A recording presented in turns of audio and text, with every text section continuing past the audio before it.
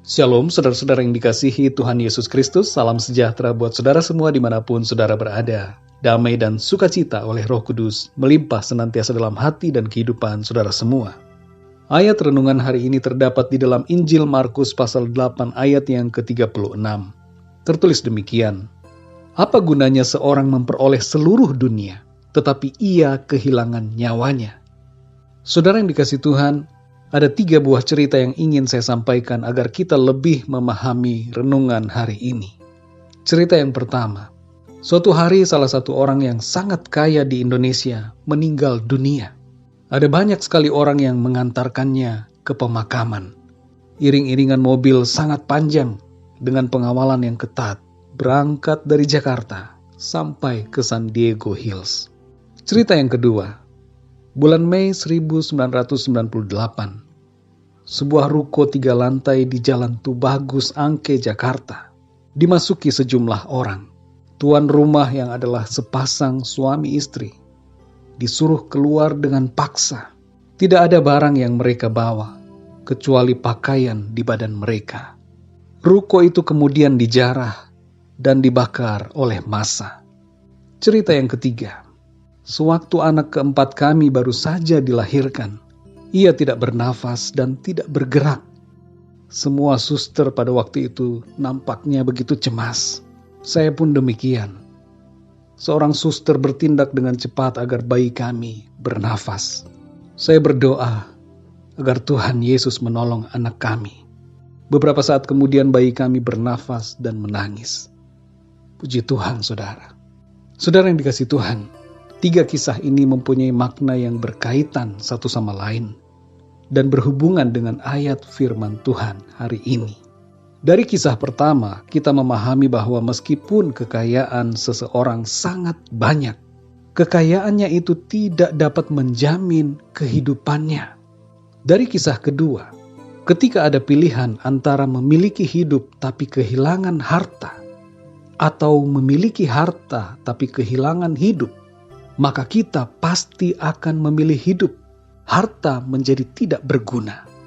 Makna dari kisah yang ketiga, kehidupan adalah berasal dari Tuhan.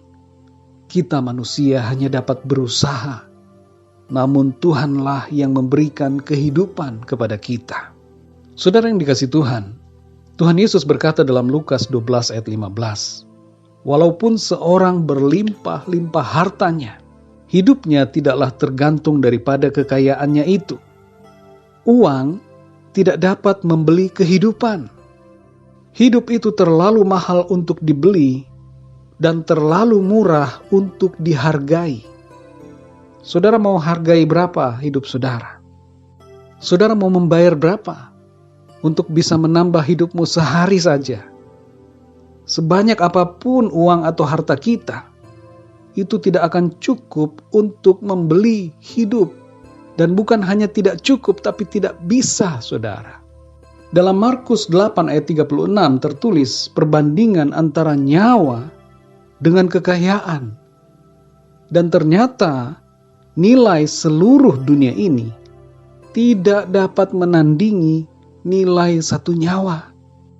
Saudara yang dikasihi Tuhan, mengapa uang tidak dapat membeli kehidupan? Karena hidup itu adalah anugerah Tuhan. Hidup adalah pemberian dari Tuhan buat kita. Hidup yang di bumi ini dan hidup yang kekal yang kita terima adalah anugerah dari Tuhan. Karena hidup adalah anugerah, marilah kita bersyukur untuk anugerah Tuhan itu. Berterima kasihlah kepada Tuhan untuk kehidupan yang Ia berikan kepada kita. Jangan pernah sia-siakan hidup kita, saudara. Pakailah hidup ini untuk hal-hal yang baik dan mulia. Jadikan hidup kita berarti bagi Tuhan dan bagi orang-orang lain. Jangan menyakiti sesama kita, tapi berbuatlah baik selalu. Saudara yang dikasihi Tuhan, kita tidak bisa membayar kepada Tuhan anugerah kehidupan yang kita terima. Yang bisa kita lakukan hanyalah memberi hidup kita ini bagi Tuhan.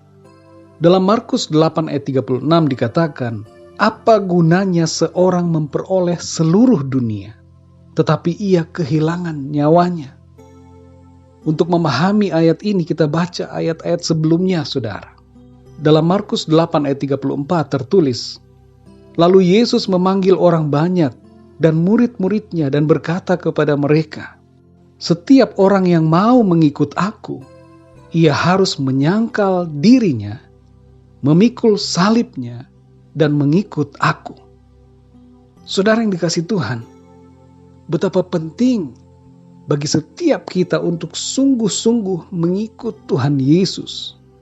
Dunia berusaha mengalihkan kita dari Tuhan.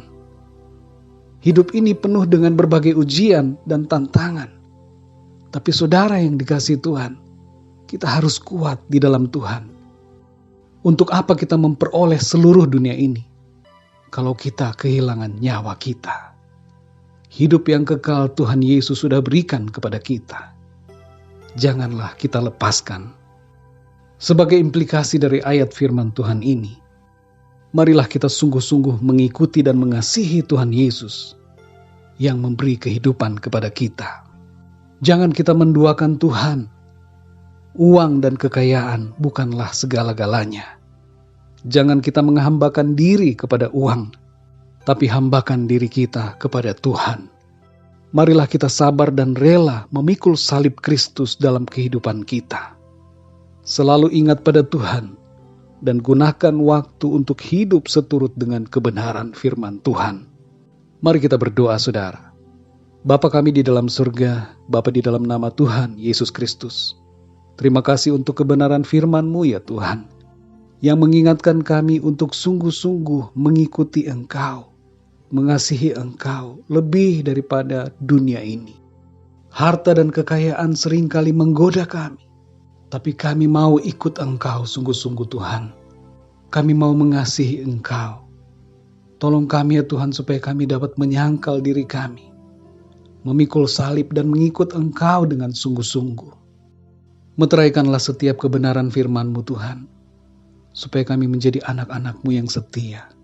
Apapun tantangan yang kami alami, kesulitan dan masalah apapun dalam hidup kami mau setia kepada-Mu Tuhan.